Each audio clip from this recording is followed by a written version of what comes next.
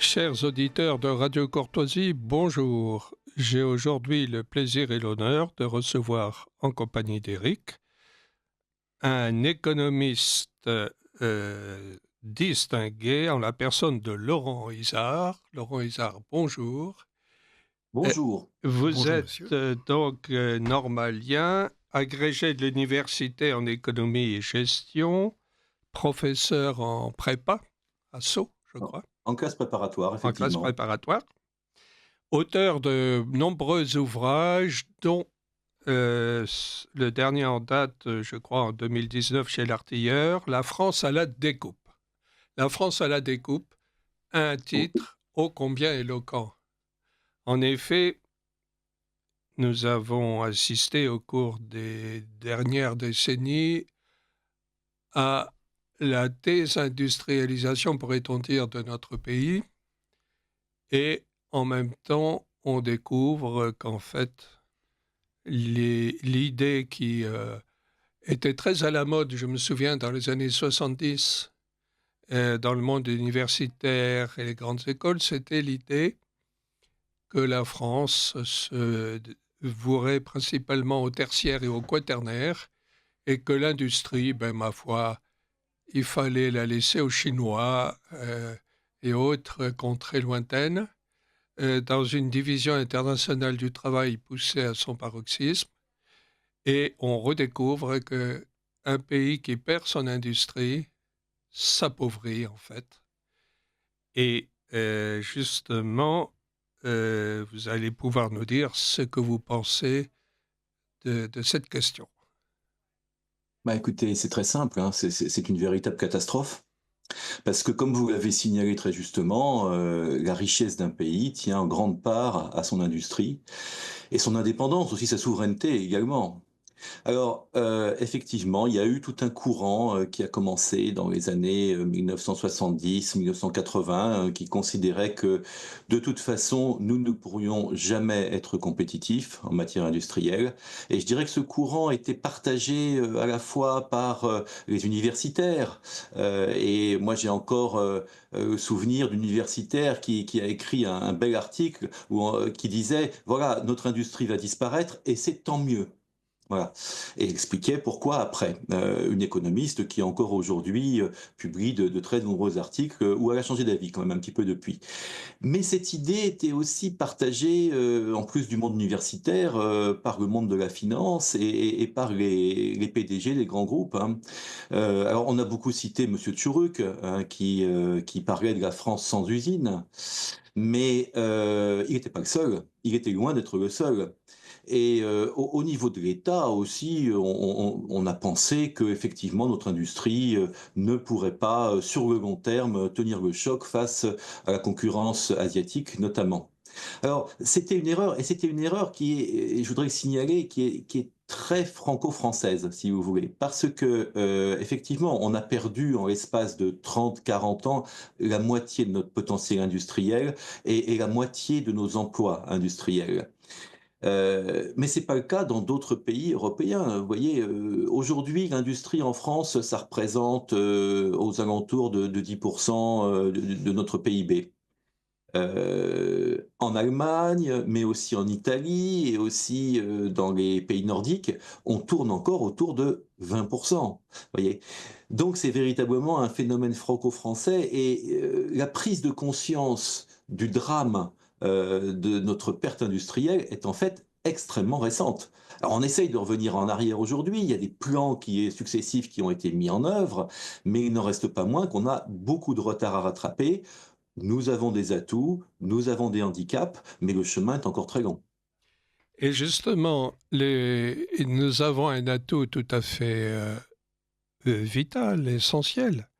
C'est notre parc d'usines, de centrales atomiques, de centrales nucléaires, qui produit à très bas coût une énergie surabondante, mais dont nous émoussons considérablement le bénéfice en nous étant insérés dans le système européen d'électricité, qui fait que notre électricité, nous la payons au prix du gaz, du marché du gaz, notamment allemand, de manière sans doute à aider les Allemands, mais nous nous tirons une balle dans le pied considérable en faisant ça, sachant que l'énergie, c'est le sang de l'économie, et on voit bien à quel point, avec les événements géopolitiques concernant la Russie, l'embargo sur le gaz russe, et l'Europe en général et la France en particulier sont privés de gaz russe bon marché au profit d'un gaz naturel liquéfié beaucoup plus cher venant des États-Unis, du Qatar, etc. Et le fait est que le nombre de faillites des entreprises petites, moyennes et même de taille intermédiaire s'élève de manière alarmante. Il semblerait que le coût de l'énergie soit pour beaucoup dans ce désastre industriel à grande échelle que nous vivons actuellement. Et du même coup, se pose la question, faudrait-il sortir du marché européen de l'électricité? Alors, c'est une grande question qui est complexe. Ce qui est certain, et vous l'avez très justement signalé, c'est que le coût de l'énergie, c'est un élément central dans la concurrence interentreprises au niveau mondial. Et ça ne concerne pas que les entreprises industrielles, même si celles-ci sont plus directement impactées. Alors, vous l'avez dit, hein, notre parc nucléaire permet de produire une énergie très bon marché, hein, même si on conteste un petit peu les chiffres là-dessus. Mais ceci dit, il faut partir d'un constat, hein. Le constat, c'est qu'aujourd'hui, nos entreprises, et en particulier nos industriels, payent leur énergie 2 fois et demi à 3 fois plus cher que leurs concurrents américains ou que leurs concurrents chinois, voyez? Alors ça, c'est pas tenable, c'est pas tenable. Et c'est d'autant moins tenable que l'on sait produire de l'énergie bon marché, si vous voulez. Alors, nous nous sommes engagés dans ce marché européen de l'énergie qui effectivement est d'une certaine façon absurde parce que nous revendons à nos industriels une énergie beaucoup plus chère, énormément plus chère que ce qu'elle nous a coûté à produire. Voilà. Alors, ceci dit, ce marché européen présente aussi un certain nombre d'avantages sur le moyen et sur le long terme. Et du coup, bah, la question de la sortie qui se pose est en réalité complexe. Parce que le marché européen forme un tout, si vous voulez. Et dans ce tout européen, eh bien, il y a des échanges réguliers qui se font et qui sont facilités par le marché européen. Maintenant, moi, je reste convaincu que la situation actuelle est intenable. Et si nous ne pouvons pas sortir de cette situation autrement que par une sortie du marché européen, eh bien, il faudra le faire. Alors, pour la bonne compréhension de ce sujet complexe pour les auditeurs de Radio Courtoisie, quelles sont les contreparties précisément, positives précisément, à cette insertion de la France dans le marché européen de l'énergie? Alors, ça facilite notamment nos exportations d'énergie. Et ceci dit, ça permet une meilleure régulation du marché. Ça permet aussi, pendant les périodes où nous, on est en déficit, et vous savez que ça s'est pas beaucoup dit dans les journaux d'information, mais aux alentours de Noël 2024, on est passé au bord de la rupture de notre système d'approvisionnement en électricité. Donc, on doit pouvoir compter dans ces moments-là sur nos voisins. Alors, ceci dit, il y a dans, je dirais, la réglementation européenne du marché de l'énergie, quand même un certain nombre d'absurdités qui sont évidentes. Et notamment, on est fondé sur ce que j'appelle une ineptie, c'est-à-dire que on a voulu mettre en œuvre un dogme de la concurrence au niveau national des entreprises fournisseurs d'électricité. Donc, on a créé de façon tout à fait artificielle des entreprises pour que l'entreprise nationale ne soit plus la seule sur le marché. Alors, ça veut dire que notre producteur historique d'électricité doit fournir de l'électricité à ces petits fournisseurs qui, après, la revendent plus cher, si vous voulez. Pour le consommateur, il n'y gagne rien. Dans la théorie économique, vous savez, on apprend que lorsqu'il y a concurrence, ça a tendance à faire baisser les prix pour le consommateur. Et là, on a inventé un système absolument incroyable où on impose une concurrence qui fait monter les prix après la distribution. C'est un système qui est totalement absurde. Et oui, euh, la panne, disons, la crise d'approvisionnement électrique de l'hiver 2024, de 23, non, c'est ça, Alors, il y a eu une crise surtout en 2023, mais 2000. on est passé très proche aussi de l'explosion en décembre 2024. Est-ce que une fois le parc nucléaire français parfaitement restauré, dans la plénitude de son fonctionnement, nonobstant Fessenheim qui a été fermé, mais je crois que ça pourrait être ouvert d'ailleurs en fait. Je ne sais pas si... euh, C'est difficile maintenant de réouvrir Fessenheim, mais par contre, le vrai débat, si vous voulez, sur la puissance de notre parc énergétique nucléaire, il se centre autour de la durée de vie de nos centrales nucléaires. À l'origine, on avait fixé, dès la création de nos centrales nucléaires, une durée de vie estimée. Voilà.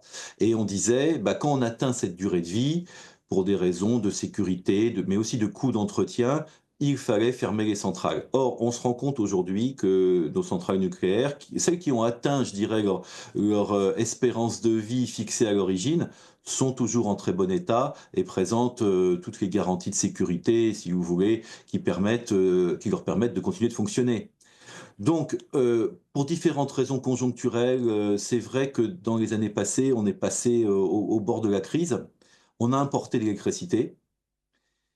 Et aujourd'hui, on peut regarder l'avenir avec une certaine sérénité parce que notre parc fonctionne maintenant. Voilà, il y a un taux de fonctionnement, de disponibilité qui est très supérieur à ce qu'il était il y a encore 1 ou 2 ans. Et puis, on a notre PR qui entre en fonction. Alors, ça a été compliqué, ça a été long, ça a été coûteux, mais ça y est, là, ça démarre. Donc, on peut regarder l'avenir avec, je dirais, confiance concernant notre futur parc nucléaire. et d'ailleurs, la preuve en est que, à ma connaissance, actuellement, la France exporte énormément d'électricité vers ses voisins européens. Si vous regardez sur le site de RTE, et vous avez une petite carte qui vous montre en direct tous les flux entrants ou sortants d'énergie. Actuellement, si vous vous branchez tout de suite sur ce site, vous verrez que nous sommes exportateurs et nous exportons même pas mal. Mais alors, est-ce que cela ne milite-t-il pas en faveur de l'idée que notre souveraineté énergétique est totalement garantie par notre parc nucléaire, complété par l'énergie hydroélectrique importante que nous avons aussi parce que la France est un château d'eau. Et de ce fait-là, euh, je dirais, nous n'avons plus de dépendance de fait vis-à-vis du marché européen de l'électricité. Alors, effectivement, on peut être tout à fait serein là-dessus. C'est vrai que nos sources d'approvisionnement nous permettent d'envisager l'avenir et je dirais d'envisager notre avenir avec un regard très positif. On a des réserves d'uranium pour de très nombreuses années. Effectivement, notre parc hydraulique permet, si vous voulez, et l'avantage du parc hydraulique, c'est qu'il est extrêmement flexible. On peut augmenter la production ou réduire la production en quelques heures, ce que ne permet pas de faire le nucléaire. Voilà. Alors, ceci dit, je mets quand même une limite par rapport à ça. C'est que si d'un point de vue matériel, nous avons la possibilité de subvenir à nos besoins en consommation et besoins industriels, on a quand même une contrainte qui est une contrainte juridique et qui est posée par l'Union européenne. Vous savez que, il y a des contraintes en matière de pourcentage d'énergie propre que doivent produire chaque pays. Or, toute la question, et nous nous battons là-dessus, c'est de savoir si l'énergie nucléaire va être considérée comme une énergie propre ou pas. Voyez, Et- je me permets de vous rappeler que nous avons déjà été condamnés, alors que quand on compare à nos voisins allemands, qui eux actuellement produisent de l'électricité à partir de centrales à charbon ou de centrales à gaz extrêmement polluantes, nos amis allemands n'ont, eux, pas été condamnés. oui, mais alors là, ne sommes-nous pas confrontés aux absurdités de l'Union européenne, absurdités largement dues à l'hégémonie des intérêts allemands sur le fonctionnement de l'Union européenne? Et comme vous venez de le démontrer là, les Allemands qui ont renoncé à leur parc nucléaire polluent à tour de bras avec des centrales à charbon, même s'il faut dire que la technologie des centrales à charbon a évolué tout de même.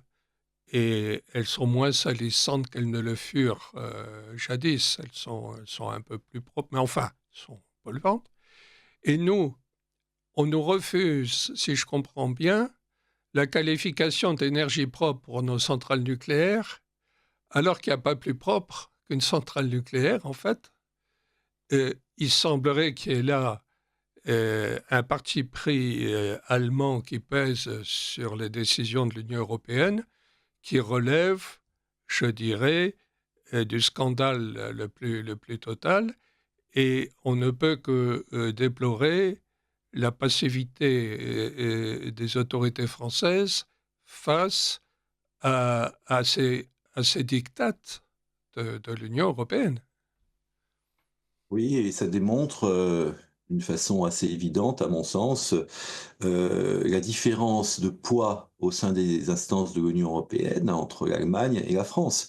Nous avons perdu beaucoup de ce poids, nous pèsons beaucoup moins lourd que les autres, et aujourd'hui, il faut bien le dire, nous avons des divergences d'intérêts majeures entre nous et nos voisins allemands. Alors, le combat est pas perdu, hein. Il continue actuellement, voilà. Et moi, je suis assez optimiste là-dessus. Je dirais que si les choses vont dans le sens que je souhaite, on va considérer que notre énergie nucléaire est une énergie propre, et donc on rentre dans le cadre des exigences européennes. Bon, mais le combat n'est pas encore terminé. Mais il n'est pas encore terminé, mais est-il mené avec la fougue nécessaire?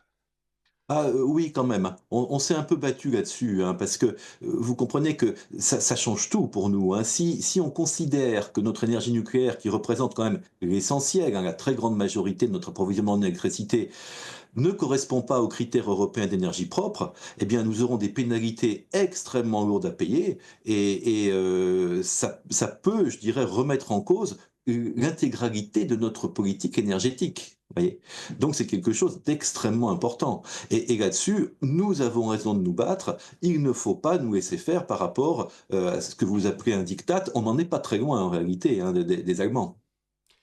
Et à votre avis, les probabilités de gagner cette bataille sont, vous les situeriez à quel pourcentage? Alors, vous savez, moi, je suis en général toujours un petit peu optimiste. Et bah, au vu des dernières informations dont je dispose, je pense raisonnablement que ce combat va bien se terminer. Je dirais que les enjeux sont tels que je ne peux même pas envisager la solution inverse, si vous voulez. Voilà. Maintenant, on ne sait jamais, il y a toujours un aléa et bon, on ne peut jamais être sûr du futur, vous savez bien. Oui, oui, oui. Et alors, le démantèlement de notre tissu industriel donc doit beaucoup au coût exorbitant de l'énergie électrique dont nombre d'activités industrielles ont un cruel besoin pourtant. Mais il y a aussi d'autres facteurs qui concourent à cette destruction du tissu industriel. Et lequel de ces facteurs vous mettriez en avant après le coût de l'énergie? Alors, avant de vous répondre, juste encore une petite remarque sur l'énergie. Notre problème énergétique, ce n'est pas qu'une question de coût. Il y a aussi une autre question qui est la question de disponibilité de l'énergie. il y a quelques mois, une grande entreprise mondiale voulait installer une unité de production extrêmement importante à côté de Châteauroux. Et ça aurait créé près de 1000 emplois, vous voyez. Donc quelque Sachant chose. que les emplois industriels sont bien payés, en plus. Et sachant qu'en plus, ils sont bien payés, et sachant qu'en réalité, chaque emploi industriel créé crée entre 2,5 et 3 emplois induits en plus, avec les commerces de proximité, les fournisseurs, vous voyez, donc c'est quelque chose d'extrêmement important. Cette entreprise y a renoncé parce que il n'y avait pas à Châteauroux, techniquement, le potentiel énergétique pour fournir suffisamment d'électricité. Voyez. Donc voilà, on a aussi un problème de réseau, de disponibilité d'électricité qui s'ajoute à celui du coût d'électricité. Mais alors, ce problème de réseau, c'est trou dans le réseau, si je peux dire, en fait. Eh, À quoi est-ce dû?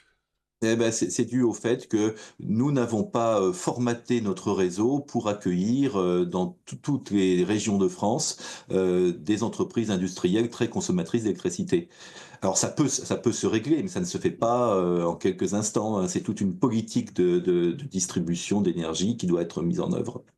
Voilà. Nous Alors avons, sinon, euh, Ah, oui. nous avons un message, bonjour Monsieur Isard, nous avons un bonjour message monsieur. d'un auditeur qui nous dit ceci. Petite anecdote, je lis son message. J'ai un parent en Seine-Maritime, ce département a 2 centrales nucléaires, l'une à Parly, l'autre à Palluel. Malgré cela, au large du port de Fécamp, il y a un parc éolier de 70 éoliennes. Cherchez l'erreur. Eh oui, mais on ne conçoit pas, si vous voulez, notre système de création d'électricité en fonction de considérations purement locales. Et concernant les éoliennes, manifestement, je dirais que le développement de nos parcs éoliens repose sur deux fondamentaux. Le premier, il est purement idéologique. Hein, c'est-à-dire, voilà, il faut absolument faire du propre. L'avenir, c'est le solaire, c'est l'éolien. Voilà. Et puis l'autre fondement, eh bien, ce sont les contraintes qu'on évoquait tout à l'heure, les contraintes juridiques qui nous sont imposées par l'extérieur. Voyez. Mais c'est Alors, vous c'est un voyez, système très polluant, en fait. On n'a pas alors, l'impression comme ça, mais pollue énormément la nature, de par ses Oui, installations. le coût en électricité de création d'une éolienne, si vous voulez, est très important aussi. Donc, il faut mettre en parallèle ce coût de création et le coût de démantèlement après, avec ce que Voilà. peut produire pendant sa durée de vie chaque éolienne. Alors, c'est évident qu'on regarde, comme votre auditeur, des éoliennes au large et qu'on sait qu'on a 2 centrales nucléaires à proximité, ça paraît totalement absurde. Et d'une certaine façon, ça l'est. Mais ça répond à des considérations plus idéologiques que techniques ou économiques. Mais alors, pour la question des trous dans le réseau, au fond, les considérations d'aménagement du territoire qui avaient prévalu dans les années dans la décennie 60, où la DATAR jouait un rôle considérable pour Oui, organiser l'aménagement du territoire. Ces pratiques d'aménagement du territoire, je crois, ont beaucoup diminué. Les, les autorités gouvernementales ont, semble-t-il, privilégié certaines régions aux dépens d'autres aussi. c'est Et, vrai. et finalement, l'exemple de Châteauroux semble découler aussi de cette mentalité et de ces orientations-là, en fait. Oui, tout à fait. Et si vous voulez, il faut voir que tout notre système de production et de distribution d'électricité, finalement, repose sur des anticipations qui sont faites et les anticipations concernant les besoins particulièrement. Or, ce que l'on constate, c'est que ces anticipations ont été faites à partir de projections sur justement les besoins industriels et pas les besoins de la population. Quand on part du principe que notre industrie va diminuer, bien sûr, on adapte l'approvisionnement en fonction de ses besoins inférieurs, si vous voulez. Et c'est ce qu'on fait depuis 30 ans. C'est ce qu'on fait depuis 30 ans. Alors, forcément, dans certaines régions, je dirais qui sont historiquement industrielles, eh bien, le système, je dirais, de distribution est encore adapté et on peut très vite relancer des usines. Dans d'autres régions, c'est plus difficile. Ce n'est pas un hasard si les méga-usines dont on parle actuellement et dont M. Macron est très fier, qui se sont installées notamment pour produire des panneaux solaires ou des puces électroniques, elles ont été soit dans le nord, soit dans d'autres régions industrielles dans le sud. Vous voyez, des régions qui avaient déjà un potentiel industriel. Et oui. Et du même coup, alors, voilà qu'on se prive au fond des avantages que d'autres régions beaucoup moins dotées en réseau électrique et en infrastructures industrielles sont à même pourtant d'offrir à des investisseurs et à une main-d'œuvre en matière de qualité de vie. Et finalement, et ça permettrait aussi de décongestionner certains pôles de développement en répartissant mieux le développement sur le territoire métropolitain. Et au fond, euh, cette question du réseau est à elle seule le condensé de ce qu'ont été les erreurs d'évaluation des 30 dernières années, en fait. Oui, alors erreur, oui, mais pas tellement une erreur d'anticipation, c'est une erreur politique, à Oui, mon sens. C'est-à-dire que, comme nous disions au début de notre entretien, hein, l'évolution que nous connaissons actuellement, elle a été voulue, ou à minima sciemment admise, sans réaction. Alors, ce qui est vrai aujourd'hui, c'est que le problème n'est pas seulement énergétique. Si vous voulez installer, si vous voulez deux ou trois grandes usines dans une zone qui n'a pas de passé industriel, bah d'abord vous allez vous heurter aux populations locales qui ne sont pas forcément demandeuses d'usines à proximité. Parce que quoi qu'on dise, quoi qu'on fasse, une usine, c'est toujours des cheminées, peut-être moins polluantes qu'avant, et des camions, vous voyez, et voilà. Et du coup, c'est de l'emploi aussi, hein. Il faut voir l'aspect positif. Mais les populations ne sont pas toujours demandeuses, les élus locaux ne sont pas toujours favorables à ces projets d'implantation. Et puis, il y a un autre aspect encore. Quand on installe de nouvelles usines, il y a tout, je dirais, un réseau de sous-traitants, de fournisseurs et de distributeurs. Et ce réseau, il ne se crée pas ex nihilo en 5 minutes, si vous voulez. C'est aussi un obstacle majeur à l'implantation de nouvelles usines, de nouvelles entreprises dans des zones qui n'ont pas de passé industriel. oui. Et alors, il y a un autre aspect de la question de la désindustrialisation. Et on a commencé à observer, je crois, cela euh, dans l'histoire économique du Royaume-Uni au XIXe siècle. Dans la seconde moitié du XIXe siècle, le Royaume-Uni a commencé à développer et à privilégier ce qu'on a pu appeler un capitalisme financier, que l'on peut opposer au capitalisme industriel, ce qu'on a appelé le capitalisme rénant pour l'Allemagne, c'est-à-dire en fait la finance au service du développement de l'industrie en Allemagne, tandis qu'au Royaume-Uni, la finance a commencé de plus en plus à vivre sa propre vie, si on peut dire, et à, disons, s'éloigner un petit peu des préoccupations industrielles et s'éloigner du financement de l'industrie britannique au profit d'investissements mondialisés à haut rendement financier.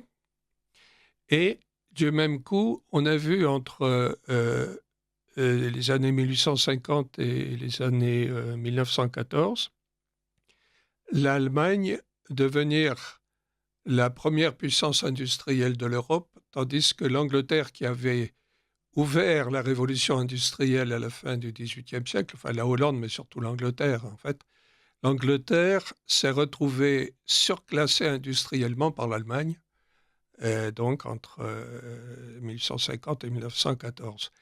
Et voilà que cette notion de capitalisme financier s'est étendue en quelque sorte à l'ensemble de l'Occident et ne peut-on penser justement qu'il y a là aussi eu un facteur de désindustrialisation de l'Occident en général, alors au profit de la Chine, qu'on a fait entrer dans l'Organisation mondiale du commerce en 2001, et qui finalement s'est vu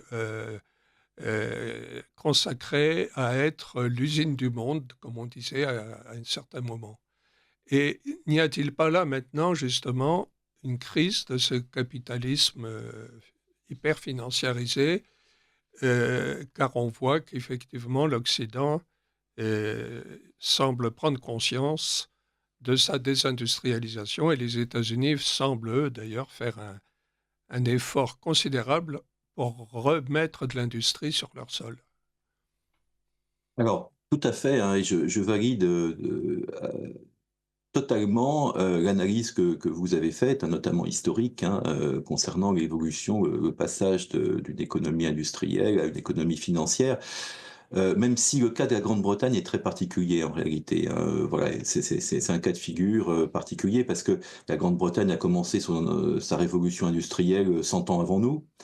Et elle a fait le choix effectivement de se concentrer sur la finance et donc a acquis une place déterminante, centrale et unique, je dirais, dans le monde de la finance. Maintenant, je crois qu'il y a 2 points très intéressants à partir de votre question. La première, c'est la question du financement de nos entreprises et du financement de nos industries. Nous, on a un problème en France, hein, très clairement.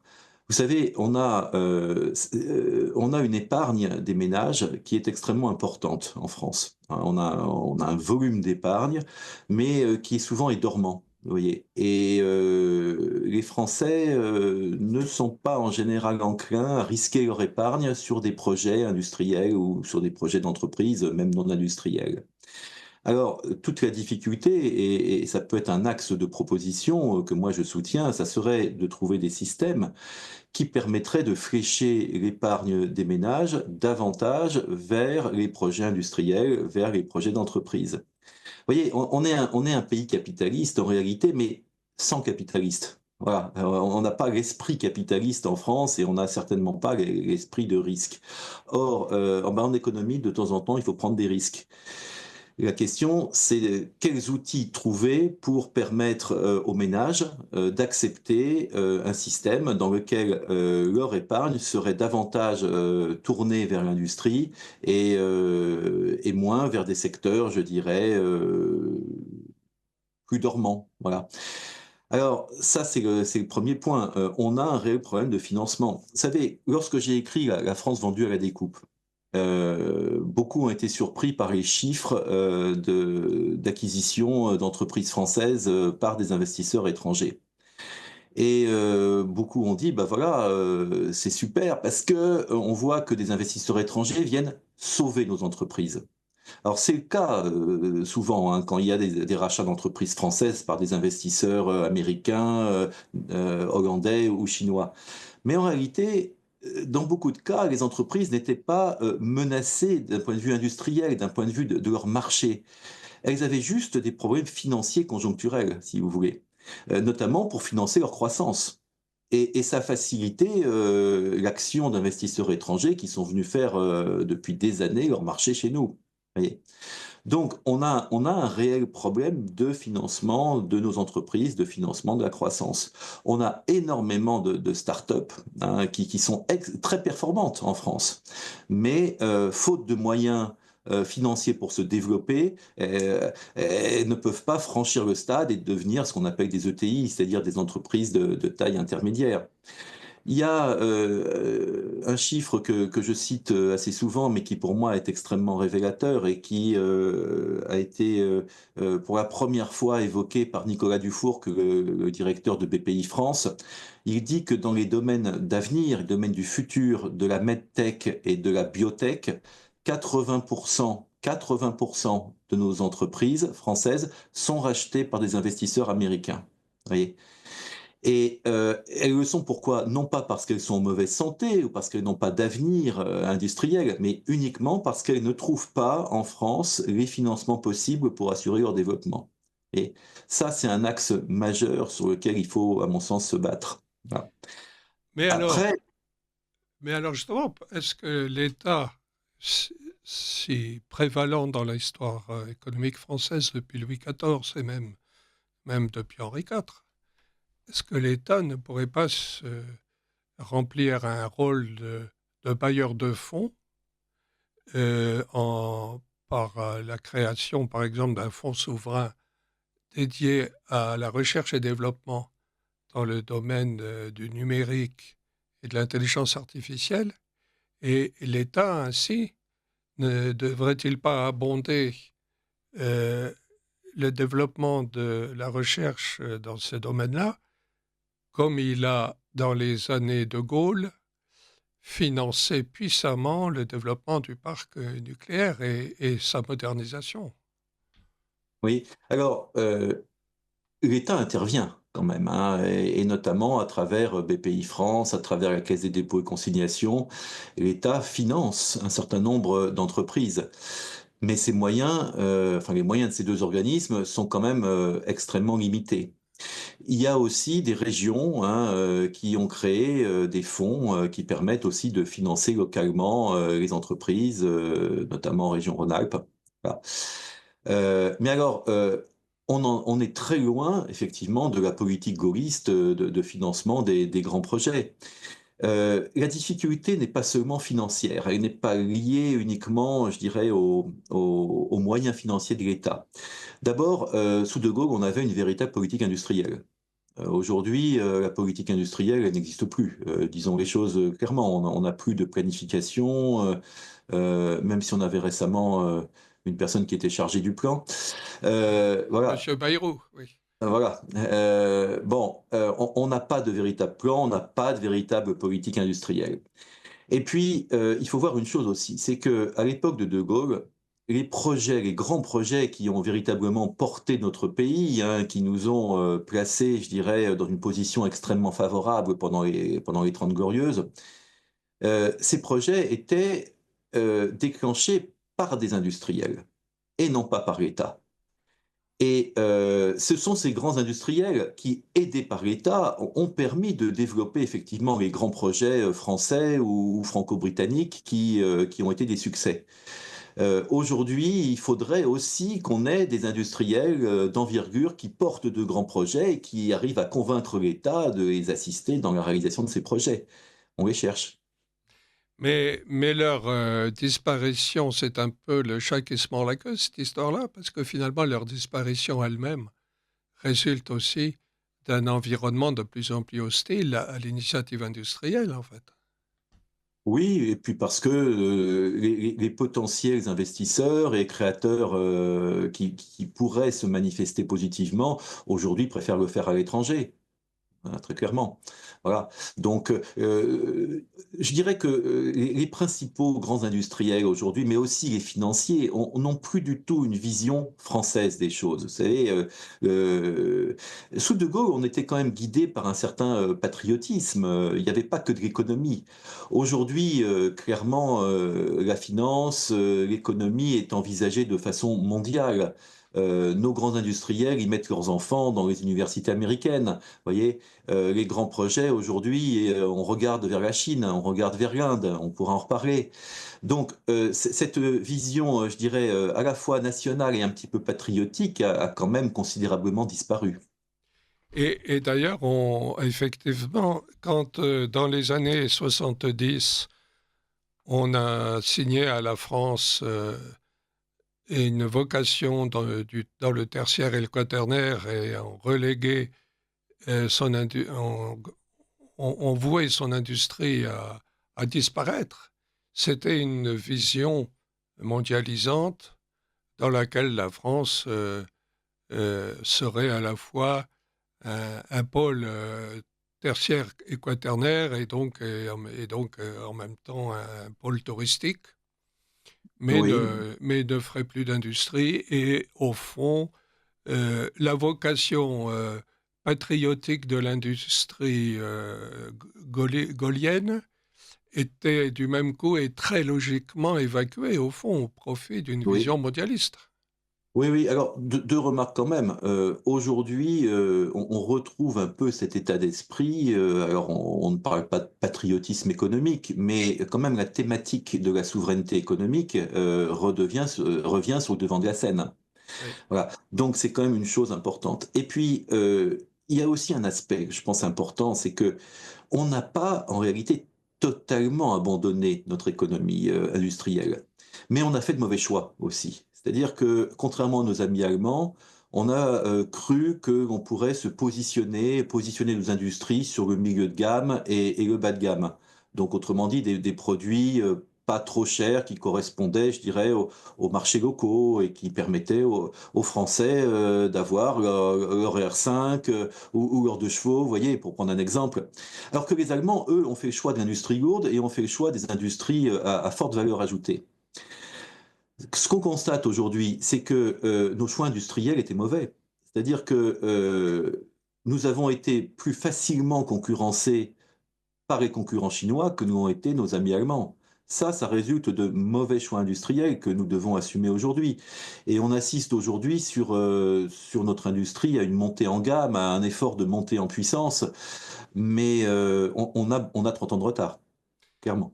Et alors, est-ce que tout ça, donc, ne plaide-t-il pas en faveur d'une restauration de ce qu'on a pu appeler, du temps des années de Gaulle, une restauration de l'État stratège? Mais alors, l'État stratège, est-ce que cela ne se heurte-t-il pas à des impératifs liés à l'intégration dans l'Union européenne et notamment au dispositif législatif européen qui est hostile aux concentrations industrielles parce qu'elle nuirait à la compétition entre les acteurs économiques et elle constituerait le risque de la formation de monopoles ou d'oligopoles. Est-ce que là, il n'y a pas tout un système à revoir? Ouais, je pense que oui, hein. J'aime bien la notion d'État stratège, je vous dirais personnellement. Voilà. Alors, je pourrais expliquer pourquoi, mais avant cela, un petit mot sur l'Union européenne. Euh, L'Union européenne, fort heureusement, évolue quand même et évolue un petit peu dans le bon sens. Je voudrais juste vous prendre un exemple. L'Union européenne s'est bâtie autour quand même de différents principes. L'un des principes, c'était la libre circulation des personnes et des capitaux. Au nom de cette libre circulation, qui n'est pas que européenne, hein, qui s'est mondialisée avec l'OMC, eh bien, on admettait sans aucune difficulté qu'un investisseur étranger pourrait acheter une entreprise allemande, espagnole ou française sans qu'il y ait le moindre contrôle ni de l'État ni de l'Union européenne. Et puis, face à cette déferlante d'acquisitions étrangères, l'Union européenne a quand même évolué. Elle a autorisé, elle a même encouragé les États à se doter de dispositifs de protection et à des dispositifs de contrôle face aux acquisitions étrangères. Alors en France, on n'a pas attendu l'Union européenne, hein, ça s'appelle le dispositif IEF, qui permet à Bercy de contrôler les acquisitions d'entreprises françaises. Alors, ça ne concerne que les entreprises stratégiques. Mais le périmètre des entreprises stratégiques s'est quand même considérablement accru avec différents décrets, la loi Pacte, etc. Donc aujourd'hui, on a quand même, et en accord avec l'Union européenne, la possibilité effectivement de contrôler les investissements étrangers sur nos entreprises stratégiques. Maintenant, l'Union européenne a conservé un fond d'idéologie, effectivement, et plaide toujours pour la constitution d'oligopoles ou de multipoles, mais en tout cas lutte contre les monopoles industriels au sein d'un pays.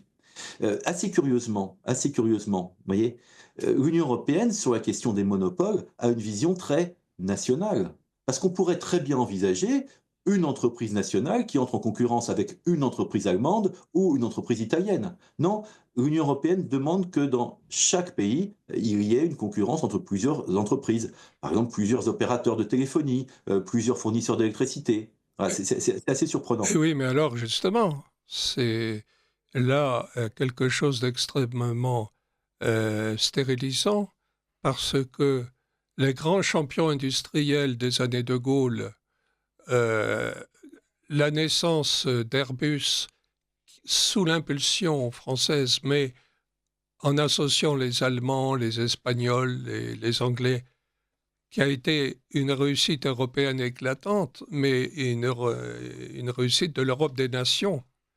Absolument. Depuis que le droit de l'Union européenne verrouille tout ça, il y a quasiment plus d'exemples équivalents d'émergence industrielle aussi remarquables. On a surtout beaucoup d'exemples d'échecs. Et voilà. Donc, Et notamment notre avion européen, voilà. Notamment l'Europe numérique, notamment Galileo, vous savez, les satellites. Voilà, donc il y a beaucoup d'échecs industriels européens, mais ça se comprend assez facilement parce que on a d'un certain côté un encadrement juridique et normatif qui est extrêmement pénalisant, et d'un autre côté, on a le souhait d'associer contre leur gré, avec un certain nombre de moyens de pression, un certain nombre de pays qui n'ont pas envie réellement de s'investir dans un certain nombre de projets. On ne peut pas obliger les pays à participer à des projets auxquels ils n'ont pas envie de participer. Voilà, c'est très difficile. Ça explique certains échecs. Il y a d'autres raisons aussi, hein. mais là où il y avait de la souplesse du temps de la création d'Airbus et d'Ariane, il y a donc maintenant un corset, une rigidité stérilisant, en fait. Je vais vous prendre un exemple juste. On a une entreprise qui est extrêmement performante, qui s'appelle MBDA, qui fabrique des missiles, notamment. Bon, on a la capacité de produire des missiles parmi les plus performants au monde, uniquement en France. Je parle à la fois de la recherche-développement, la fabrication, l'industrialisation. Or, eh bien, pour des raisons un petit peu idéologiques, l'Union européenne nous a contraints à séparer l'industrialisation, la fabrication de différents éléments de ces missiles dans différents pays. Donc il y a une partie qui est fabriquée en Allemagne, une partie fabriquée en France, une partie fabriquée dans d'autres pays, et on pense comme ça faciliter l'intégration européenne. En réalité, ça pose des problèmes techniques majeurs, et puis, disons-le, ça pose aussi des problèmes de souveraineté. Voilà. Et c'est là où on voit que l'Union européenne, telle elle a été conçue et telle qu'elle fonctionne, est un des facteurs de la désindustrialisation de l'Europe et en tout cas de la France, en fait. Je le pense, je le pense. Même si, vous voyez, moi j'ai une vision toujours un petit peu pragmatique. Quand je vois, par exemple, que les Chinois ont fait l'acquisition de zones portuaires dans différents ports européens, si vous voulez. Ils l'ont fait en Italie, à Gênes, hein, ils l'ont fait à Zeebrugge, ils l'ont fait à Hambourg, ils l'ont fait surtout avec le port du Pirée, vous voyez, en Grèce. Eh bien, les Chinois ont obtenu ces concessions qui, de mon point de vue, sont scandaleuses, parce qu'ils ont traité directement avec les pays concernés et avec des pays qui avaient des besoins financiers qui ne pouvaient pas développer seuls leurs infrastructures portuaires. Si l'Union européenne était intervenue un petit peu positivement, eh bien, ces acquisitions auraient pu être empêchées. Voyez. Donc, à la fois, l'Union européenne crée une sclérose, notamment normative, qui pénalise nos initiatives industrielles, et en même temps, sur certains aspects, on aurait besoin d'Europe, mais d'Europe efficace et d'Europe intelligente. Mais Oui, alors mais justement, est-ce que l'Union européenne voulait intervenir sur sur la venue et l'investissement des Chinois dans ces ports, par exemple? il y a eu, moi j'ai le souvenir quand j'ai écrit mon livre, j'ai un peu étudié la question et il y avait différents points de vue, hein. Il y en avait qui étaient extrêmement positifs, parmi notamment les commissaires européens, et qui disaient, bah, grâce à l'argent chinois, on va pouvoir développer nos infrastructures portuaires, c'est une manne, En c'est effet. très bien. D'autres étaient beaucoup plus réservés, en disant, oui, mais c'est la porte ouverte aux importations chinoises qui vont déferler sur l'Europe. Mais après tout, pourquoi pas? Et puis, faute de moyens financiers, puis aussi faute de volonté, le débat en est resté là, et on n'a pas fait de contre-proposition à la Grèce ou à l'Italie pour financer le développement de leurs infrastructures portuaires avec l'aide européenne. Voilà, il aurait fallu que l'Union européenne propose des financements euh, significatifs, substantiels pour le port du Pirée, par exemple, de manière à écarter les Chinois, hein, c'est ça. Oui, et vous savez, tout ça est éminemment stratégique de la part du PCC, hein, du Parti communiste chinois. Quel est leur objectif? Leur objectif, c'est de supprimer tous les obstacles qu'ils pourraient rencontrer dans leur politique d'exportation massive vers le reste du monde et en particulier vers l'Europe. Donc, ce sont des obstacles à la fois matériels, il faut des entrepôts pour stocker les produits importés, il faut des zones portuaires, mais aussi on élimine certaines barrières juridiques, hein, voilà, notamment liées aux importations. On peut créer des unités de production en Europe pour contourner les barrières protectionnistes, ça a commencé déjà. Donc, vous voyez, il y a toute une stratégie là-dessus, et cette stratégie, finalement, nous, on est très naïfs face à ça. On n'a pas compris encore tous les enjeux, notamment en matière de souveraineté et en matière de concurrence de nos propres entreprises, que ces routes de la soie, parce que ça s'appelle comme ça, pourraient générer en Europe et dans le reste du monde. Oui, mais Monsieur Trump, c'est... Non, non, je je vous vous en en prie, prie, monsieur. je vous en prie. Non, non, c'est Non, là la grande différence entre le monde chinois et le monde européen, c'est que les Chinois voient à très long terme, financent sur du long terme, alors que nous sommes dans une spéculation à court terme. Euh, c'est tout à fait ça. Casino, On- voilà. Nous ont du casino. mais nous avons été extrêmement naïfs et nous continuons de l'être. Naïfs pourquoi? Parce que, on le sait, une grande partie de l'économie et de l'industrie chinoise s'est développée à partir de l'espionnage. Qu'avons-nous fait pour lutter contre l'espionnage? Pas grand-chose, pas grand-chose en réalité. Et quand nous avons vendu des Airbus à la Chine, par exemple, qui étaient très en retard dans le domaine de l'aéronautique, et on pourrait dire la même chose aussi pour les trains grande vitesse, bah, vous savez, on a voulu gagner quelques marchés. On s'est dit, bah, c'est très bien, on a pu gagner certains marchés. Ça a été des marchés conditionnés, c'est-à-dire on nous a dit, OK, on achète vos avions, on achète vos trains, mais à condition qu'ils soient en partie produits sur place. Vous voyez, ça a permis à l'industrie chinoise de gagner 10 ou 20 ans. Et aujourd'hui, de proposer par exemple un TGV qui est d'une qualité technique qui est supérieure au TGV français. Et on pourrait faire le même raisonnement pour l'automobile, et c'est encore pire pour l'automobile pour d'autres raisons. Mais vous savez, l'invasion automobile chinoise n'a pas encore commencé. Pour l'instant, ils testent le marché européen avec quelques modèles, mais ils sont tout à fait capables demain d'inonder le marché européen avec des voitures qui auraient un prix inférieur de moitié aux voitures équivalentes européennes.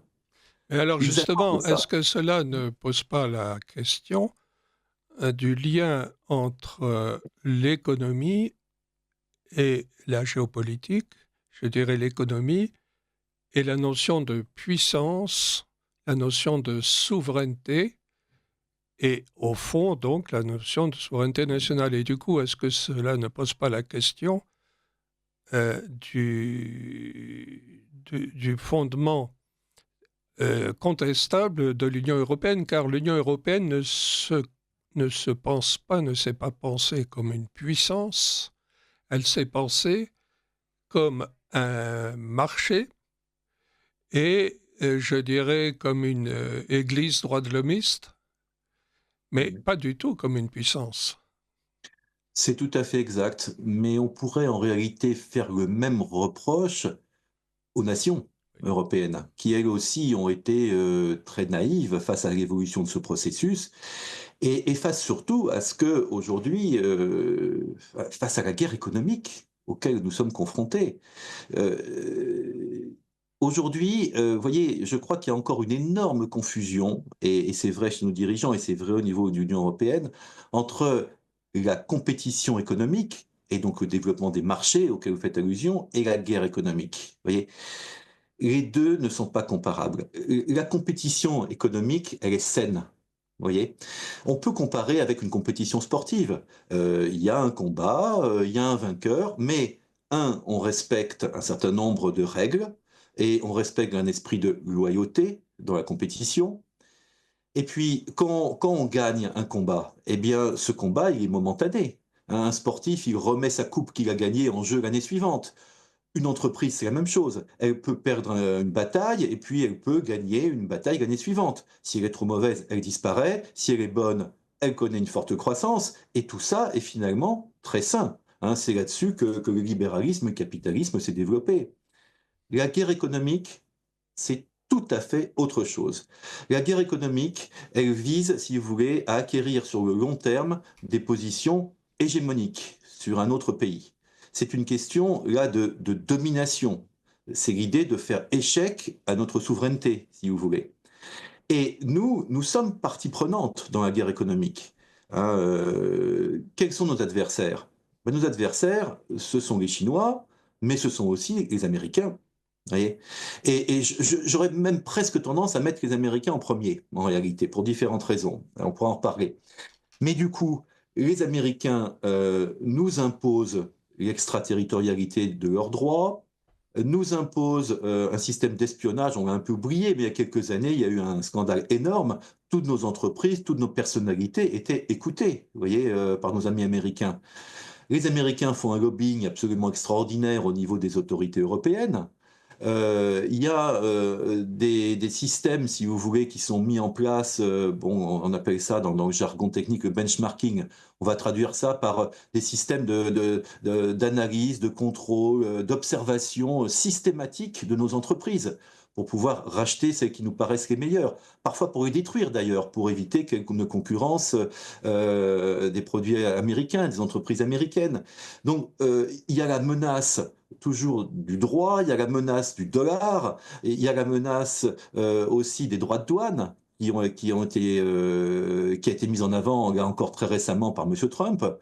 Donc voilà, nous sommes face à une guerre économique dont l'objectif est véritablement de vassaliser les pays adverses, si vous voulez. Face à ça, que faisons-nous? Bah, pas grand-chose, parce qu'effectivement, on raisonne au cas par cas, on raisonne en termes de marché, et pour tout vous dire, là aussi, nous sommes très naïfs, parce que si on prend par exemple les principes de l'Organisation mondiale du commerce, auxquels nous adhérons, qui les respecte aujourd'hui? Bah, à part l'Union européenne, quasiment personne. Les Américains ne les respectent plus, les Chinois ne l'ont jamais respecté, les Indiens non plus.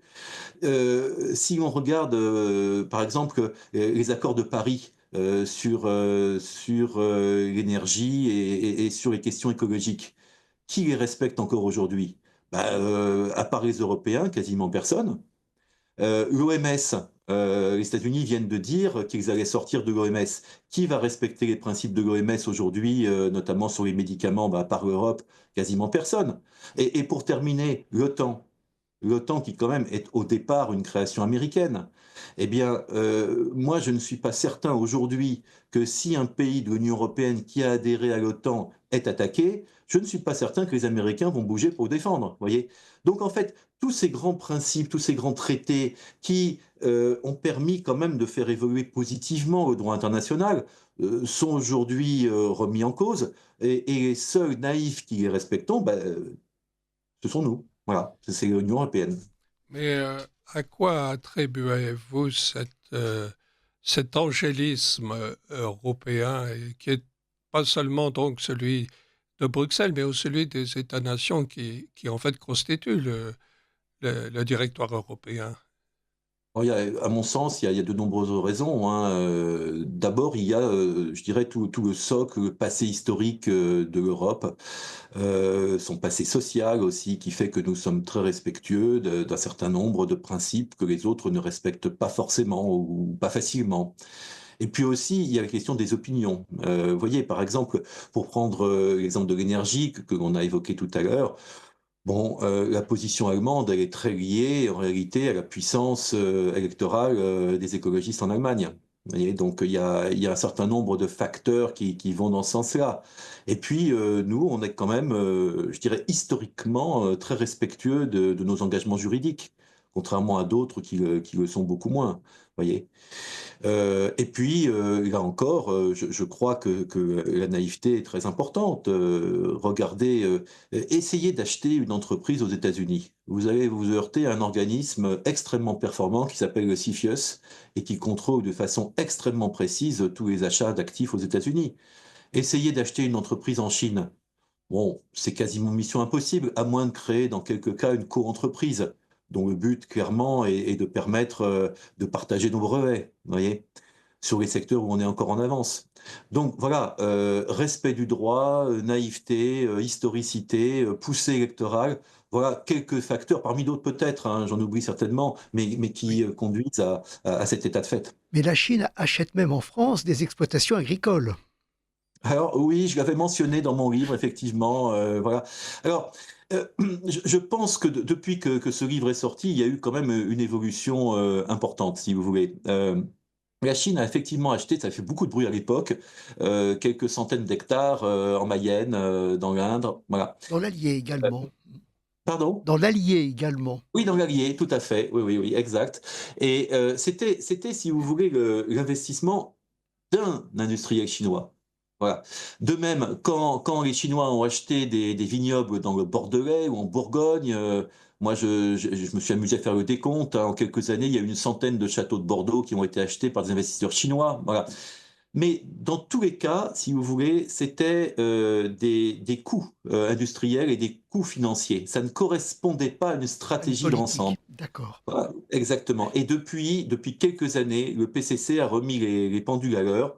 Aujourd'hui, les investissements chinois en France, en Europe et partout dans le monde sont tous contrôlés par le PCC. Ce n'est plus la décision d'un investisseur.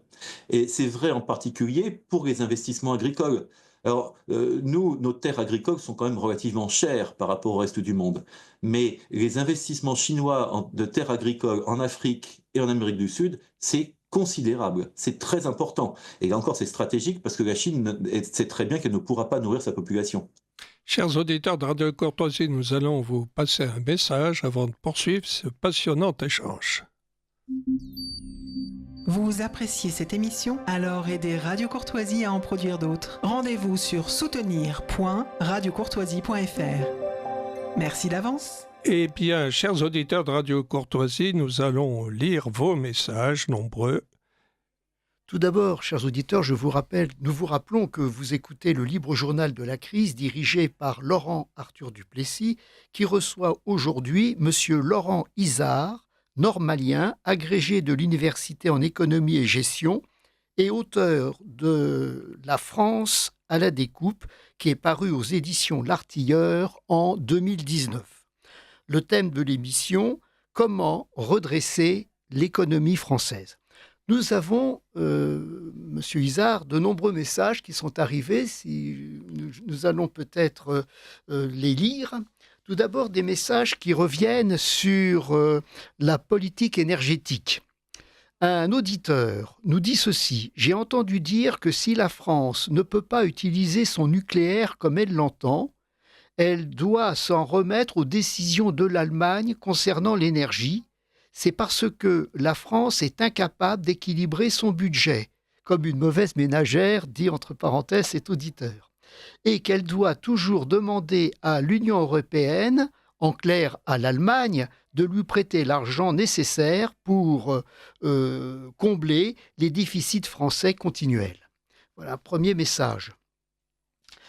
Concernant toujours la politique énergétique, un message de Jean. Le nucléaire, n'y aurait-il pas eu une déclaration nucléaire française par la présidente de l'Union européenne? Voilà concernant le... Ah, si, encore un message concernant l'énergie. Bonjour messieurs, je comprends mal. On vient de fermer une usine de fabrication de panneaux solaires qui a fait 300 mises à pied autour de Limoges. On a arrêté des éoliennes car elles nuisaient à la réception des émissions télévisées reçues par le râteau. On m'a relié à Engie et l'électricité, dit-on, va augmenter comme jamais. Voilà, donc comment se fait-il quelles sont les planifications qui peuvent être faites autour de cela? Voilà concernant l'énergie. On va peut-être vous laisser répondre et puis ensuite les questions sur la finance. Oui, très rapidement, sur la première remarque de votre auditeur, hein, d'une façon générale, notre déficit budgétaire, qui est extrêmement important, comme chacun sait, et notre dette qui n'arrête pas d'augmenter, sont des facteurs, effectivement, qui nous placent en position d'infériorité dans les négociations au niveau européen, mais aussi au niveau mondial, parce que nous avons des contraintes à respecter. Et moi, vous savez, ce qui me frappe là-dessus, c'est que quand j'écoute les différents plans qui ont été envisagés par M. Barnier d'abord et puis par M. Bayrou ensuite, finalement, nous avons des objectifs qui sont extrêmement peu ambitieux en la matière, si vous voulez. On dit qu'on va rogner un tout petit peu sur les dépenses de l'État, on va augmenter un tout petit peu les impôts. Ça contraste terriblement avec ce qu'on entend outre-Atlantique, avec les déclarations de M. Trump, qui a dit qu'on allait par exemple supprimer l'impôt sur le revenu aux États-Unis. Ça contraste avec ce qu'a dit et ce qu'a fait surtout le président argentin, qui est arrivé à réduire en quelques années le déficit budgétaire. Il a réduit les dépenses de l'État de 30% en à peine plus d'un an. Vous voyez, voilà. Et nous, vous voyez, on sent une espèce d'incapacité, une espèce de passivité. On a l'impression qu'on ne peut rien faire. Voilà, c'est juste une petite remarque en passant. Sur l'usine de panneaux solaires qui a fermé près de Limoges. Alors moi, je suis un peu sensibilisé à la question parce que je suis originaire de la région. Voilà. Oui, effectivement, on est pris entre deux feux, si vous voulez. D'un côté, on veut diversifier notre mix énergétique. Donc, sur les injonctions européennes, mais c'est aussi une demande d'un certain nombre d'élus français, hein. Et donc, on veut développer notre parc éolien, on veut créer davantage de panneaux solaires, mais en même temps, on se rend bien compte que, eh bien, on n'est pas compétitif là-dessus. Et sur les panneaux solaires, on est très très loin, à la fois sur les coûts, mais aussi sur la technologie. On est aujourd'hui très loin d'égaler les Chinois. Donc, vous voyez, malheureusement, les faits sont toujours là, hein. Une entreprise qui n'est pas compétitive, elle est vouée à disparaître. D'accord. Alors, d'autres questions, cette fois-ci, sur les sujets d'investissement, de financement.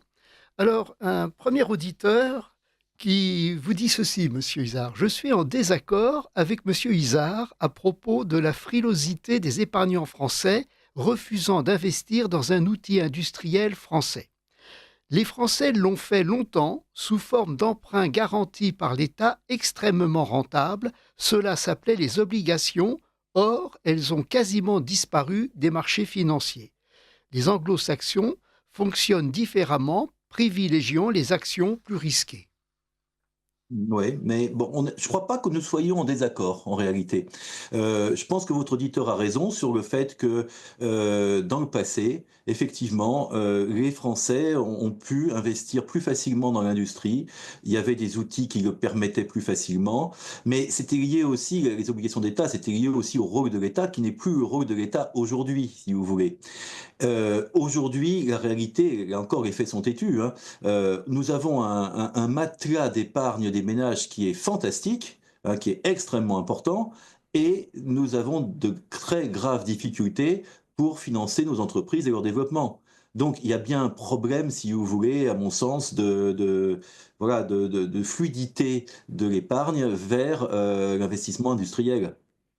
Donc un problème de mentalité, alors, un problème. Alors moi, je pense que la plupart des Français, bon, pas tous évidemment, mais la plupart des Français souhaitent de la sécurité avant tout. Et c'est vrai que la sécurité, elle peut être apportée par un certain nombre d'outils, notamment des outils garantis par l'État.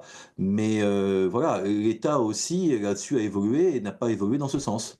Oui, mais alors justement, aujourd'hui, on a le sentiment que l'on gouverne par la peur. C'est pas ce qui va inciter les épargnants français à prendre plus de risques.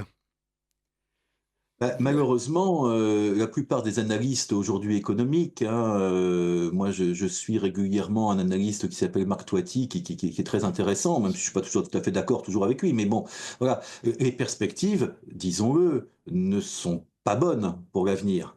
Voilà, certains pronostiquent même un effondrement à court terme de notre économie.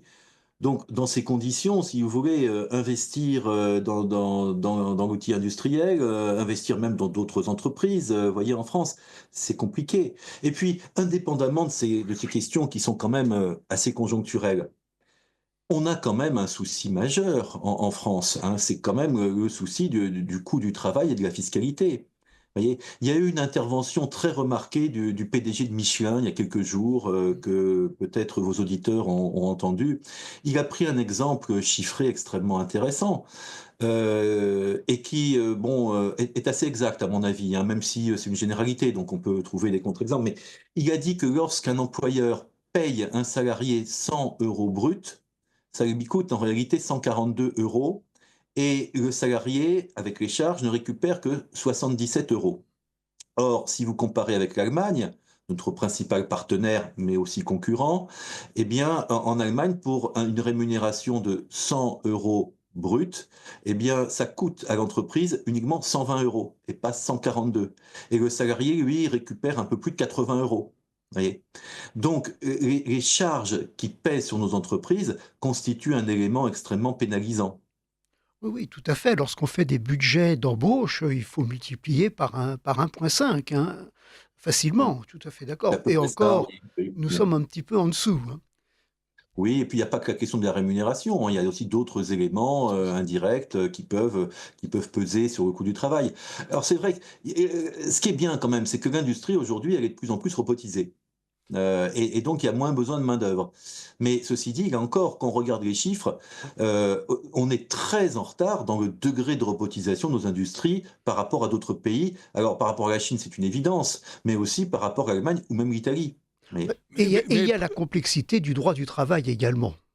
oui, mais oui. alors justement, parce que la question de la robotisation, Elon Musk dit qu'il s'apprête à produire 100 000 robots Android par an.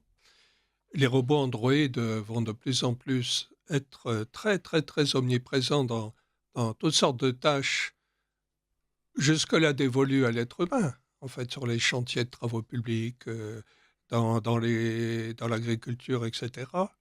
Et d'autre part, l'intelligence artificielle est également en plein développement aujourd'hui et elle se substitue à l'être humain dans une multitude de fonctions intellectuelles. Il semblerait que dans le discours de la classe politique française, cette thématique soit absente complètement. Que ce soit pour parler d'immigration ou d'organisation du travail, ça passe complètement au-dessus de la tête des dirigeants de la classe politique française. Je suis assez d'accord avec vous et c'est la raison pour laquelle, il y a 2 ans, j'ai commis un livre qui s'appelle « À la sueur de ton front » et qui évoque effectivement ces questions. Euh, on le sait aujourd'hui, hein, c'est un secret pour personne, que l'intelligence artificielle, plus que la robotisation d'ailleurs, c'est surtout l'intelligence artificielle qui va détruire de très nombreux emplois. Et pas forcément ceux auxquels on pense en premier, si vous voulez. Même par exemple dans le domaine de la médecine, dans le domaine du droit, hein, pour les avocats, on sait que l'intelligence artificielle va détruire de très nombreux emplois. Pour moi, c'est une révolution, si vous voulez, qui est de même nature que la révolution industrielle au 19e siècle, qui a bouleversé complètement les emplois. Alors, ceci dit, pour moi, ce n'est qu'une transition. C'est-à-dire qu'on recréera après d'autres types d'emplois, d'autres façons, si vous voulez, mais la période de transition va être extrêmement violente. Et ça va entraîner effectivement des suppressions d'emplois massives dans tous les pays, je dirais, occidentaux. Alors, vous avez raison de souligner qu'on en parle très peu. Et en France, vous voyez, par exemple, on ne produit pas assez d'ingénieurs qui sont spécialisés dans le domaine de l'intelligence artificielle. Et quand on en produit, eh bien, nos ingénieurs souvent partent aux États-Unis ou maintenant commencent à partir en Chine, où ils sont payés 2 ou 3 fois plus, vous voyez, et avec des perspectives de carrière peut-être plus intéressantes. Moi, j'entendais encore un ingénieur qui disait, il y a quelques jours, pour l'intelligence artificielle et pour les entreprises de l'IA, ça se passe aux États-Unis, ça se passe pas ailleurs. Vous voyez? Et les Chinois viennent de créer, ça a été un bouleversement, ça a bouleversé les bourses d'ailleurs Oui, un petit peu. Les Chinois viennent de dévoiler un outil d'intelligence artificielle qui est beaucoup plus puissant que ChatGPT ou tout ce qu'on peut aujourd'hui utiliser, et avec un coût de développement, d'après eux, qui a été 10 fois inférieur à ce qu'on a voulu investir dans les entreprises américaines pour développer des outils de même nature. Donc oui, là, il y a une évolution majeure à mon sens qu'il faut prendre en compte et peut-être, là encore, malheureusement, on est un petit peu naïf. oui. Il y a d'autres messages. Oui, quelques messages sur les investissements, le financement. Un message de Chantal, toujours aussi passionnant, messieurs. Alors, c'est une petite remarque assez amusante, enfin amusante, non pas tant que ça finalement. Quand les Français auront-ils le courage, car c'est une question de courage, de répondre à ce que disent les Allemands quand vous êtes chez eux et avec eux? Oui, les Allemands ont perdu la guerre, mais l'Allemagne l'a gagnée. C'est une remarque assez juste. Cette dame poursuit toujours. Messieurs, les grands fonds de pension sont tous américains, ou la plupart. Pourquoi la France refuserait-elle de créer un grand fonds de pension? Vous vous rendez compte que beaucoup de gens le souhaiteraient, mais qu'il n'y a pas de politique en France qui le souhaite, et surtout les syndicats de fonctionnaires qui se réservent les fonds de pension. Voilà la remarque de cette dame. Bon, alors, une petite réponse là-dessus peut-être, je ne sais Oui, pas. voilà, ça y Oui, est. Bon, alors, et les fonds de pension et plus généralement les fonds d'investissement, oui, ils sont pas tous américains en réalité, hein. Oui. C'est vrai que les grands fonds d'investissement, les BlackRock, les Vanguard, etc., qui sont des monstres, hein, par leur gigantisme, sont américains et investissent massivement dans nos entreprises aujourd'hui. Et ce qui est plus préoccupant, c'est que jusqu'à une période récente, c'était des fonds passifs. C'est-à-dire qu'ils n'intervenaient pas dans la gestion, dans les stratégiques des entreprises. Aujourd'hui, on a de plus en plus de fonds activistes qui prennent des participations minoritaires, mais qui s'efforcent peu à peu de peser sur les décisions stratégiques et notamment sur les décisions de localisation des entreprises. Alors on a quand même des fonds souverains et des fonds d'investissement importants, notamment dans les pays nordiques, mais aussi en Arabie Saoudite. Voilà. Euh, la vraie question, c'est pourquoi on ne fait pas la même chose en France? Voilà. Alors, moi, j'ai pas de réponse à cette question. Je suis désolé. Il y a des questions effectivement de moyens, de financement, hein, de volume de financement pour que ça représente quelque chose. Euh, En Arabie Saoudite, Mohammed Ben Salman a créé ex nihilo un fonds souverain qui représente 1000 milliards de dollars. Et il a dit, rien ne se fera dans le monde sans que nous soyons partie prenante. Vous voyez? Voilà. Alors, en France, c'est une question d'abord de capacité financière, mais il y a aussi une question, je dirais, politique là-dessus. Voilà, quel est le degré de volonté, je dirais, des différents partis politiques de créer un grand fonds d'investissement français. Quant aux fonds de pension eux-mêmes, hein, pour les retraites, bah oui, on a toute une histoire en France, hein. On a une histoire sur la retraite par répartition.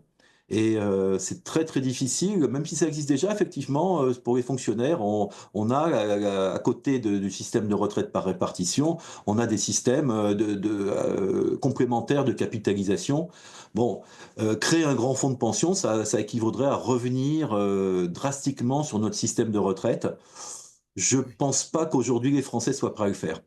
Actuellement, c'est un sujet que chaque gouvernement laisse à son successeur, ça, le Oui, tout problème à des fait. retraites. Oui. Mais remarquez, il y a beaucoup de régimes spéciaux, notamment dans la fonction publique, qui ont été fondus dans le régime général. Oui, c'est exact. Je Mais pense vous aux chambres de avez commerce, je pense à des... Oui, mais vous avez remarqué quand même que aujourd'hui, il y a un vrai débat sur effectivement le régime de retraite général des fonctionnaires. Oui, Vous savez, et puis je dirais que ce débat, il n'est pas, il ne se limite pas, je dirais, à une controverse entre les salariés et les fonctionnaires. Vous savez qu'on parlait tout à l'heure, on avait évoqué très rapidement la dette de l'État. Mais les chiffres que l'on donne de la dette de l'État ne comprennent pas un certain nombre d'éléments de coûts qui ne sont pas donc comptabilisés, mais qui sont réels, et notamment le paiement des futures retraites des fonctionnaires, hein, voilà, qui font partie un peu de ces coûts cachés que l'on n'évoque pas, mais qui sont extrêmement importants. Le régime de retraite des fonctionnaires aujourd'hui, en réalité, n'est pas équilibré. Voilà. Et c'est pour ça qu'il est critiqué. oui, oui, oui, oui. Ben, il y a Alors, celui, pardon, non, non, celui de la SNCF, celui de oui, ce- oui, oui. Alors, il y a beaucoup de régimes spéciaux, et puis on pourrait commencer par le régime de nos parlementaires aussi, hein, voilà, qui Oui, était c'est vrai.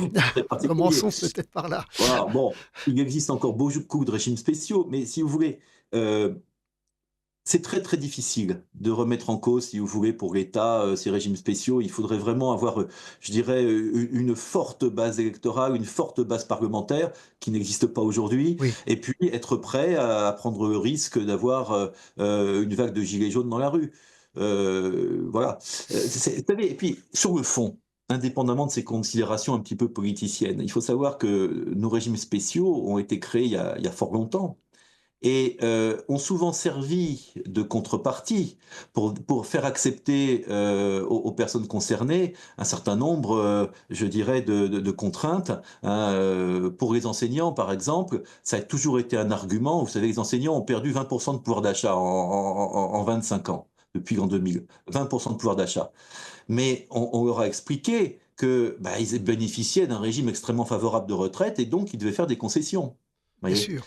Si on remet en cause aujourd'hui le régime de retraite, je pense que voilà, ça entraînera un petit peu de mécontentement qui serait pas complètement injustifié quand même. Ah bah, dans la fonction publique, on disait bien, vous êtes moins payé que dans le privé, mais vous avez un régime de retraite intéressant.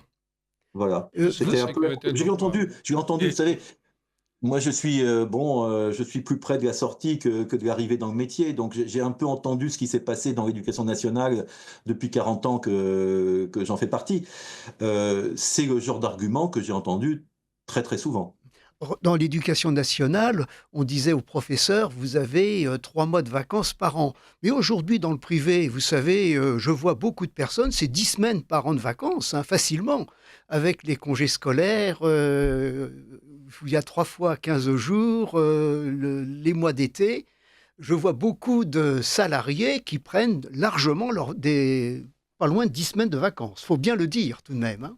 Oui, et puis je veux pas que nous ouvrions un débat sur Non, on cette va pas question. ouvrir un Il y aurait débat, mais il beaucoup faut de le choses à dire, mais constater. il y aurait beaucoup de choses à dire. Mais la réalité, c'est que la grande majorité des enseignants n'ont pas 3 mois de vacances. Non, Voilà. bien sûr, bien sûr, bien sûr, Voilà.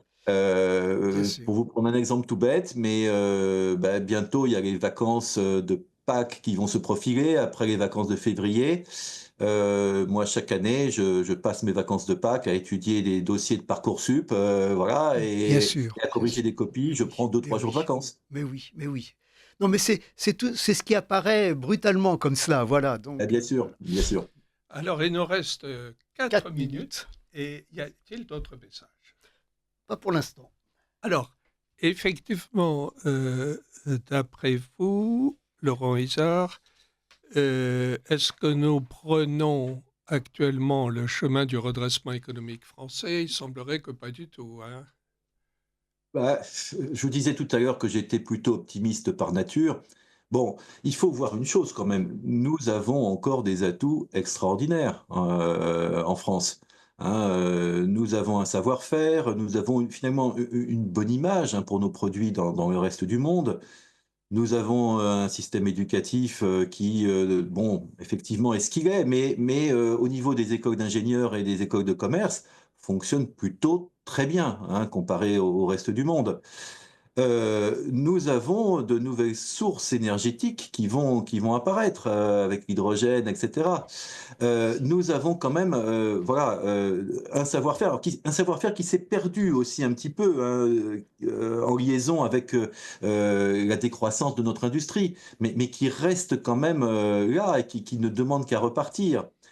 Moi, je pense que nous avons quand même des atouts qui peuvent nous permettre de redémarrer. Mais pour cela, il y a une condition, c'est de pouvoir effectivement être compétitif. Et aujourd'hui, nos entreprises dans beaucoup de secteurs ne le sont pas. C'est la raison pour laquelle moi j'ai plaidé dans mes livres pour un protectionnisme ciblé, temporaire, mais qui permet à nos entreprises de surnager jusqu'au moment où elles seront effectivement compétitives avec les entreprises du reste du monde.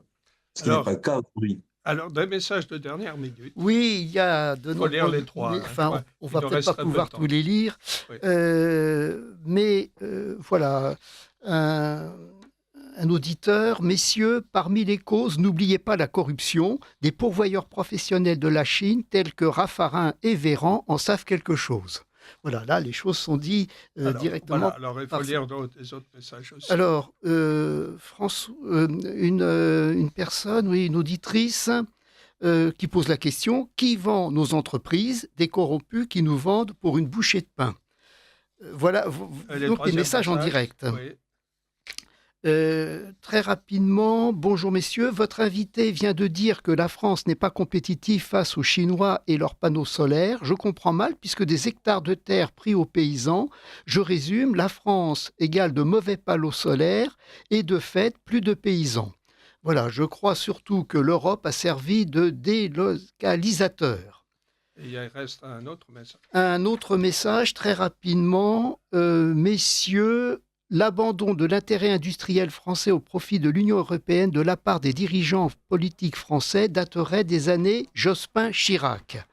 Il se dit que Jacques Chirac aurait fait une confidence disant à peu près « la France c'est terminé ». Il était pourtant supposé être gaulliste. Ces paroles seraient-elles exactes? Il y a encore un autre message. Et un message vient d'arriver. Et ben voilà, qui dit la même chose. Jacques Chirac aurait dit « La France, c'est terminé ». Cette parole est-elle exacte? Voilà. Alors, il nous reste une minute, je crois. Alors, beaucoup de questions à répondre en une minute. Bon, je vais donc être peut-être un petit peu réducteur. Oui. La corruption. D'une façon générale, la finance criminelle, je vais plus loin que la corruption, si vous voulez, Oui. malheureusement, est présente chez nous, comme elle l'est dans le reste du monde. Et certains vont jusqu'à dire que c'est la finance qui gouverne le monde, et en particulier la finance criminelle. Bon, il y a de très beaux livres qui ont été écrits là-dessus, et notamment un livre de Maître Roland Sanviti qui dit les choses très clairement. Ah, oui. Voilà. Bon, c'est une donnée dont il faut tenir compte, évidemment. J'ai pas le temps de développer, j'aimerais bien, mais je n'ai pas le temps. Sur qui vend nos entreprises? Qui vend nos entreprises? Ce sont leurs propriétaires qui les vendent, si vous voulez. Donc la question, c'est moins de savoir qui les vend, mais pourquoi ils les vendent, voyez? Et là-dessus, là aussi, il y aurait énormément de choses à dire, mais on en a évoqué quelques-unes, les problèmes de financement, les problèmes de développement, la stratégie de vente de certains de nos... Et puis, au niveau des grands groupes, il y a aussi des stratégies politiques. On n'a pas évoqué, parce que c'est tellement connu aujourd'hui, l'affaire Alstom, mais il y aurait quand même énormément de choses à dire là-dessus. Mais cher Laurent Voilà. Isard, hélas, nous arrivons à la fin de l'émission, mais je vous propose d'en faire une autre assez rapidement, car je vois qu'il y a plein de thèmes à développer encore. Et je vous remercie infiniment pour cette brillante contribution. Et chers auditeurs de Merci Radio Amélie, Courtoisie, Michel et Claudia. Voilà. Et à bientôt, chers auditeurs de Radio Courtoisie. Merci à vous.